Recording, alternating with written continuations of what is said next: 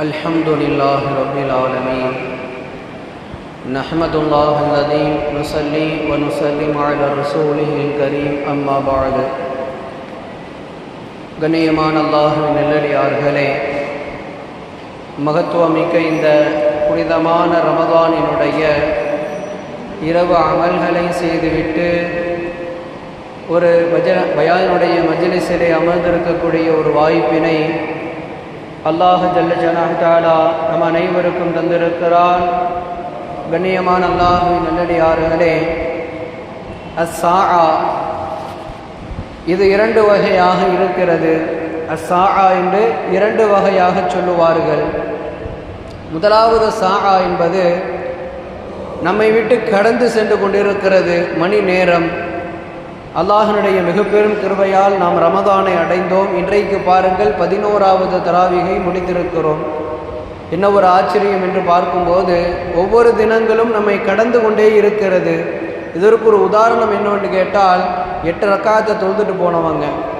ஏன்னா அதுக்கு அப்புறம் பாருங்கள், கிடைக்கக்கூடிய அந்த நன்மைகளுடைய அருவியிலே அவர்கள் குளிக்காமல் அதை பயன்படுத்தாமல் சென்று விட்டார்கள். இது அவர்களுக்கு ஒரு உதாரணமாக நாம் கருதி கொள்ளலாம். இரண்டாவது சாஆ மறுமை நாள். இந்த மறுமை நாள் இருக்கிறதே, ஒவ்வொரு தினமும் நாம் கடந்து கொண்டு அந்த மறுமை தினத்தை நாம் முன்னோக்கி கொண்டிருக்கிறோம். எப்பொழுது வரும் என்ற கியாமத்து நமக்கு தெரியாது, ஆனால் வருவது நிச்சயம். அந்த கியாமத்தை நோக்கி நாம் ஒவ்வொருவர்களும் என்ன செய்து கொண்டிருக்கிறோம், சென்று கொண்டிருக்கிறோம். இதற்கு உதாரணம் 20 ரக்காத்தை தாண்டி வித்ரு வரைக்கும் தொழுகிறாங்க. எப்படின்னு சொன்னால், இவங்க எல்லாமே நன்மையை முன்னோக்கி சென்று கொண்டிருக்கிறார்கள். ஆக நாம் மறுமையை முன்னோக்குவது போன்று இந்த 20 ரக்காத்து ப்ளஸ் வித்ரு தொழுகிறவங்க அதுக்கு உதாரணமாக நம்ம சொல்லலாம். கண்ணியமான அல்லாஹ்வின் நல்லடியார்களே, விஷயத்துக்கு வருவோம். இந்த 2 சாஆவும் நமக்கு ஒரு எச்சரிக்கையை தருகிறது. இந்த 2 சாஆவும் நமக்கு ஒரு எச்சரிக்கை தருது. என்ன எச்சரிக்கைன்னு சொன்னால், ஒவ்வொரு தினமும் மனிதன் கடக்கும் போது அவன் அந்த நாளை என்ன செய்து விடுகிறான், முடித்து கொள்ளுகிறான். திரும்ப அவன் அந்த நாளை எடுக்க முடியுமான்னு கேட்டால் முடியாது.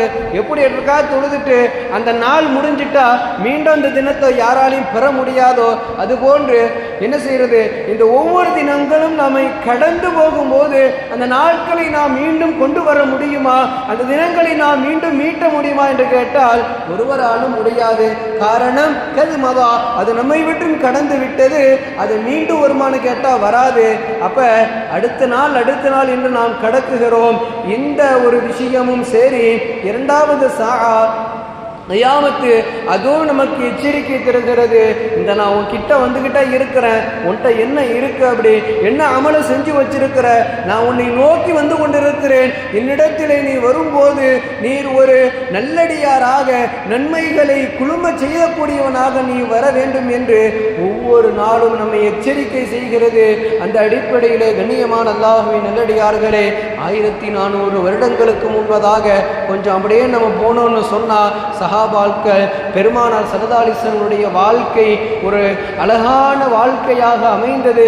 அந்த வாழ்க்கையை நாம் பார்க்கும்போது நமக்கெல்லாம் என்ன ஒரு ஆச்சரியம், நமக்கெல்லாம் என்ன ஒரு ஆசை என்று கேட்டால், அந்த நாட்களை போன்று மீண்டும் வராதா, அந்த தோழர்களை போன்று மீண்டும் வர மாட்டார்களா என்றுதான் நமக்கு ஒரு ஏக்கமாக ஒரு தேற்றமாக இருக்கிறது. கண்ணியமிக்க அல்லாஹ்வின் நல்லடியார்களே, 8 ரக்காத்து முடிஞ்சு நம்ம ஒரு ஹலீஃபாவை ஞாபகத்துக்கு கொண்டு வருவோம். சரிங்களா? ஒரு ஹலீஃபாவை நம்ம என்ன செய்வோம், ஞாபகத்துக்கு கொண்டு வருவோம். என்னங்க, ஹலீஃபத்து ரசூலுல்லாஹி பி தஹக்கீக், ரசூலுல்லாஹ்வுடைய ஹலீஃபாக்களில் உண்மைக்கு முன் உதாரணமாக, உண்மைக்கு ஒரு முத்திரையாக திகழ்ந்தவர்கள். பஅத அன்பியாய் பி தஸ்தீக், நபிமார்கள் இருக்கிறார்கள் அல்லவா, அந்த நபிமார்களுக்கெல்லாம் அடுத்த கட்டமாக ஒரு நம்பிக்கையாக ஒரு அமீனாக இருந்தவர்கள் தான் அபூபக்கர் சித்தீக் ரலியல்லாஹு அன்ஹு. அவர்களுடைய நம்முடைய வாழ்க்கையை எடுத்து புரட்டி பார்க்கும்போது நமக்கெல்லாம் ஒரு ஆசை, இந்த அபூபக்கர் சித்தீக் ரலியல்லாஹு அன்ஹு அவர்களை போன்று நம்மளுடைய வாழ்க்கை இருக்காதா, அப்படி நம்ம அவங்களுடைய வாழ்க்கையை நம்ம வாழ்ந்துட மாட்டோமா அப்படிங்கிற ஒரு ஏக்கம் நமக்குள் வந்து கொண்டு இருக்கிறது. கண்ணியமான அல்லாஹ்வின் நல்லடியார்களே, ஒரு பிரச்சனை நம்ம மஹல்லாலேயோ அல்லது நம்ம ஊர்லேயோ அல்லது நம்ம நாட்டிலேயோ ஏதாவது ஒரு பிரச்சனை, ஒருத்தவர் வந்து என்ன செய்கிறாங்க, ஒரு குழுவோ அல்லது ஒருத்தவரோ வந்து நம்மள்கிட்ட நிதி கேட்குறாங்கன்னா நம்ம என்ன செய்வோங்க, வீட்டுக்கு ஓடி போய் அல்லது பாக்கெட்டில் கையை விட்டால் என்ன செய்வோம், ஒரு 1000 ஒரு 1500 2000 பணக்காரங்களாக இருந்தால் என்ன செய்யலாங்க, அப்படியே செக்கில் ஒரு 10,000 கூட எழுதி என்ன செஞ்சிடலாம், கொடுத்துடலாம். ஆனால் கண்ணியமான அல்லாஹ்வின் நல்லடியார்களே, ஒரு சமயம் வந்தது, ரசூல் அக்ரம் ஸல்லல்லாஹு அலைஹி வஸல்லம் சொன்னார்களாம், எனதருமை தோழர்களே, நம்ம போருக்காக வேண்டி போகிறோம், பட்ஜெட்டு இல்லை, உங்களால் என்ன முடியுமோ கொண்டு வந்து என் சபையில் என்ன செய்யுங்க, சமர்ப்பணம் செஞ்சிருங்க அப்படின்னு ஒன்று எல்லா சஹாபாக்களும் வீட்டுக்கு போனாங்க. எல்லா சஹாபாக்களும் வீட்டுக்கு போய் அவங்களால என்னென்ன முடியுமோ அதெல்லாம் என்ன செஞ்சாங்க, கொண்டு வந்து கொடுத்தாங்க. அப்போ பட்டியலிடப்படுறது ஒவ்வொரு சஹாபி என்ன கொண்டு வர்றாங்கன்னு பார்க்கப்படுறப்ப உமர் ரலியல்லாஹு அன்ஹுட்டேருந்து ரசூல்லா பெறாங்க, உமரே நீங்கள் என்ன கொண்டு வந்தீங்க? யார் ரசூலல்லா என் வீட்டில் இருக்கிற பாதியை நான் கொண்டு வந்துட்டேன் நாயகமே, என்னுடைய வீட்டில் இருக்கிற பாதியை நான் கொண்டு வந்துட்டேன் அப்படின்னு அடுத்து அபூபக்கர் சித்திக் ரலியல்லாஹு அன்ஹு, அபூபக்கரே எனதருமை தோழரே சித்திக் நாயகமே நீங்கள் என்ன கொண்டு வந்தீங்க?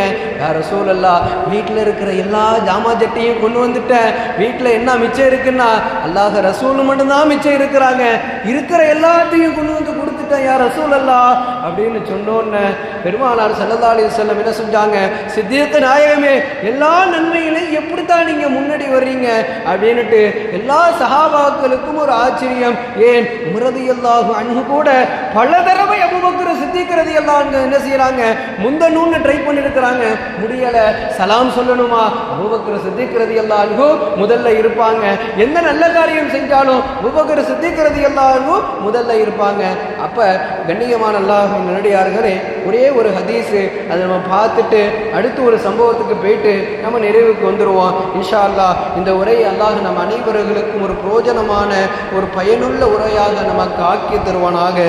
கண்ணியமான அல்லாஹ்வின் நல்லடியார்களே, முஸ்லிம் ஷரீஃபிலே முஸ்லிம் கிதாபிலே ஒரு ஹதீஸை பார்க்குறோம். கண்ணியமானவர்களே, பெருமானார் ஸல்லல்லாஹு அலைஹி வஸல்லம் அவர்கள் தினந்தோறும் என்ன செய்வாங்க, சஹாபாக்கள்கிட்ட ஒரு கேள்வி தினந்தோறும் என்ன செய்வாங்க, கேள்விகள் பல கேட்பாங்க. அப்படி கேட்குறப்ப இந்த ஹதீஸை வந்து அபூ ஹுரைரா ரலியல்லாஹு அன்ஹு அவர்கள் என்ன செய்கிறாங்க, அறிவிக்கக்கூடியவராக இருக்கிறாங்க. ரசூலுல்லாஹ் கேட்குறாங்க, ஐயோன சஹாப், இன்னைக்கு யார் நோன்பு வச்சது, இன்னைக்கு யார் யாரெல்லாம் நோன்பு வச்சது அப்படின்னு கேட்டோன்னே உடனே அபூபக்கர் சித்திக் ரலியல்லாஹு அன்ஹு, ஆனால் யார் ரசூலுல்லாஹ் நான் நோன்பு வச்சேன், ஆனால் யார் ரசூலுல்லாஹ் நான் நோன்பு வச்சேன் அப்படின்னு சொன்னாங்களாம்.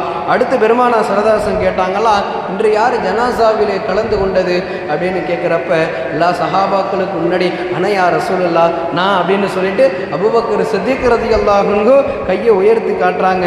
சரி, அடுத்த கேள்வி கேட்குறாங்க, ரசூலுல்லாஹ் யார் இன்னைக்கு மிஸ்கீனுக்கு உணவு அளித்தது, ஆனால் யார் ரசூலுல்லாஹ் அப்படின்னு சொல்லிட்டு அபூபக்கர் ரலியல்லாஹு அன்ஹு கையை உயர்த்துறாங்களாம். அடுத்து இப்படியே கேட்டுக்கிட்டு இருக்கிறப்ப ரசூலுல்லாஹ் கேட்டாங்களா, இன்னைக்கு யார் நோயாளிகளை நலம் விசாரித்தது அப்படின்னு கேட்டோன்னே சஹாபாக்களுக்கு முன்னாடியே ஆனால் யார் ரசூலுல்லாஹ்னு அபூபக்கர் சித்திக் ரலியல்லாஹு அன்ஹு அவர்கள் பதில் அளித்தாங்களா.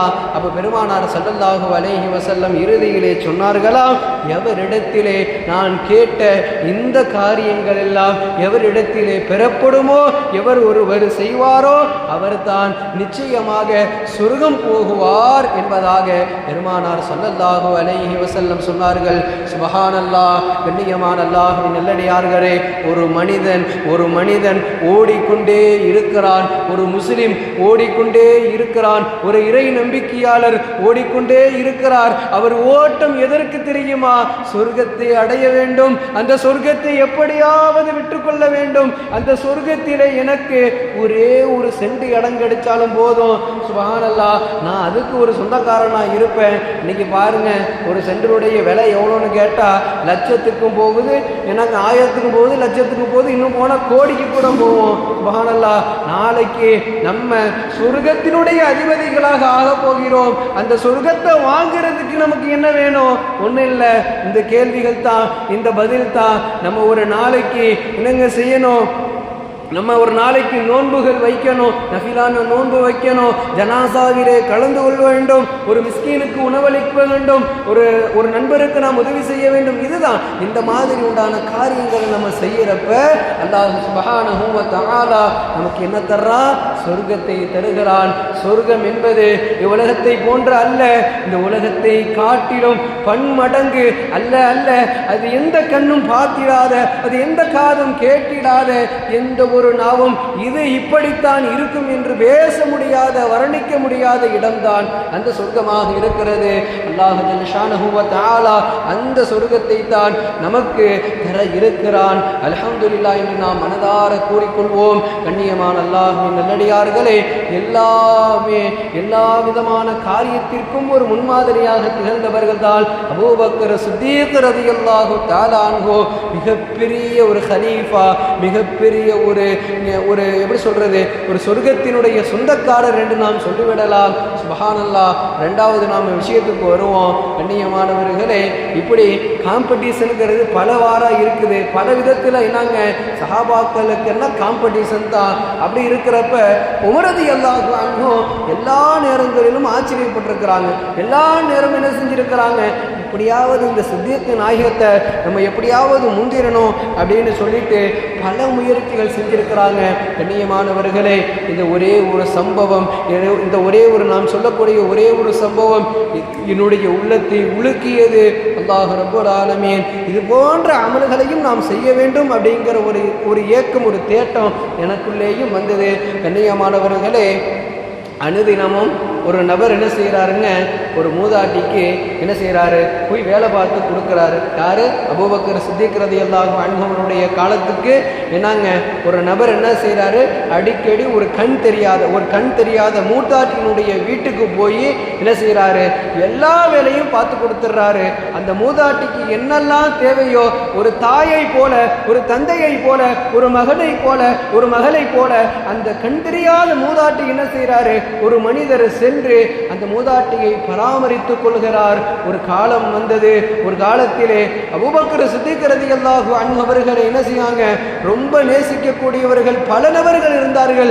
இதில் உமர் ரலியல்லாஹு அன்ஹு டெய்லிக்கு என்ன செஞ்சாங்க, உமர் ரலியல்லாஹு அன்ஹு வாட்ச் பண்ணிக்கிட்டே இருந்தாங்க. அப்படி ஒரு நிலைமை வரும்போது பெருமானார் ஸல்லல்லாஹு அலைஹி வஸல்லம் அவர்கள் சொன்னார்கள் அல்லவா, அபூபக்கர் சித்தீக் ரலியல்லாஹு அன்ஹு எல்லா அமலுக்கும் ஒரு முன்மாதிரியாக திகழ்வார். அவரை நீங்க பின்பற்றிக்கங்க, அவரை நீங்க பின்தொடருங்க, நீங்கள் சத்தியவான்களாக ஜெயசீலர்களாக ஆகிவிடுவீங்கன்னு சொன்னாங்க. அப்படி உமர் ரலியல்லாஹு அன்ஹு என்ன செய்றாங்க, இந்த மூதாட்டி வீட்டுக்கு டெய்லிக்கும் போய் வாட்ச் பண்றவங்களா இருந்தாங்க. ஒரு காலம் வந்தது, மூதாட்டியினுடைய வீட்டுக்கு அந்த சேவை செய்யக்கூடிய மனிதர் வரவில்லை. உமர் ரலியல்லாஹு அன்ஹு அந்த வீட்டுக்கு போறாங்க. அந்த மூதாட்டியினுடைய சப்தம், அழுகுரலை கேட்டு உமர் ரலியல்லாஹு அன்ஹு போய் என்னம்மா என்ன ஆச்சுன்னு கேட்குறப்ப, இந்த மாதிரி டெய்லிக்கு ஒரு நபர் வருவார், எனக்கு எல்லா தேவைகளையும் செஞ்சு கொடுப்பாரு, இன்னைக்கு அந்த மனிதர் வரலை அப்படின்னு சொன்னோன்ன சுப்ஹானல்லாஹ், இன்றுதான் அபூபக்கர் சித்தீக் ரலியல்லாஹு அன்ஹுனுடைய மரண நாள். இன்றைக்கு தான் இறந்துட்டாங்க அபூபக்கர் சித்தீக் ரலியல்லாஹு அன்ஹு. உமர் ரலியல்லாஹு சொன்னாங்களாம், அம்மா வந்தது வேற யாரும் கிடையாது, அபூபக்கர் சித்தீக் ரலியல்லாஹு அன்ஹு ஹலீஃபாவா அப்படின்னு சொல்லிட்டு அந்த மூதாட்டி கண் கலங்கினால், என்னுடைய வீட்டையும் என்னையும் பராமரித்தது ஒரு ஹலீஃபாவா அப்படின்னு சொல்லிட்டு ரொம்ப என்ன செஞ்சாங்களாம், அந்த மூதாட்டி கண் கலங்கி அழுதார்களாம். உமர் ரலியல்லாஹு அன்ஹு ரொம்ப ஆச்சரியத்தோடு அந்த மூதாட்டிக்கு சேவைகள் பிறகு செஞ்சு கொண்டே வந்தாங்களாம். அந்த மூதாட்டி ஒரே ஒரு விஷயத்தை சொன்னாங்களா, எப்பா இதுக்கு முன்னாடி இருந்த சகோதரரை போற நீ செய்யலை, இருந்தாலும் அல்லாஹ் உனக்கு வரக்கத் செய்யட்டும்னு சொன்னாங்களா. அப்போ உமர் இப்னு கத்தாப் ரலியல்லாஹு சொன்னாங்களா, அம்மா எந்த காலத்திலும் அபூபக்கர் சித்தீக் ரலியல்லாஹு அன்ஹுவை என்னால் முந்த இயலவே இயலாது, அவர்தான் நம்பர் 1, உம்மதான் அடுத்தது, அதுக்கு பிறகுலாம் அப்படின்னு சொல்லிட்டு உமர் இப்னு கத்தாப் ரலியல்லாஹு அன்ஹு அவர்கள் சொல்ல நம்ம அந்த சம்பவத்தை பார்க்கிறோம். கண்ணியமான அல்லாஹ்வின் நல்லடியார்களே, நல்ல அரண்களை நாம் விரும்பி செய்ய வேண்டும், நல்ல விஷயங்களை நாம் விரும்பி செய்ய வேண்டும். சுவனம் நம் இடத்திலே கைகட்டி வந்து நிற்கும். எவர் ஒருவர் நல்லறத்தை முன்கொண்டு முயற்சி செய்து எவர் ஒருவர் செய்கிறாரோ அவரிடத்திலே சுவனம் வந்து நிற்கும். என்னை எடுத்துக்கொள், என்னை பெற்றுக்கொள், நான் உமக்காக வேண்டி இருக்கிறேன் என்று அல்லாஹ் ரப்பல் ஆலமீன் அபூபக்கர் சித்தீக் ரலியல்லாஹு அன்ஹு அவர்களைப் போல வாழுவதற்குண்டான தௌஃபீக்கை தருவானாக. ஹலீஃபாக்களில் எவர்களெல்லாம் ஜெயசீலர்களாக சிறந்து விளங்கினார்களோ அவர்களை போன்று நாம் வாழக்கூடிய தௌஃபீக்கை ரப்பல் ஆலமீன் தருவானாக. வாழும் காலமெல்லாம் நல்லறன்களை நிரப்பமாக முடிவாக முக்கியமாக செய்யக்கூடிய அந்த பேருபகாரத்தை ரப்பல் ஆலமீன் தந்தருள் பாலிப்பானாக. ஈமான் யகீனுடன் தௌபா தவக்குலுடன் வாழக்கூடிய தௌஃபீக்கை வல்ல அல்லாஹ் நம் அனைவருக்கும் தருவானாக. வஆகிர் தஅவானா அல்ஹம்துலில்லாஹி ரப்பில் ஆலமீன். அஸ்ஸலாமு அலைக்கும் வரஹ்மத்துல்லாஹி வபரகாத்துஹு.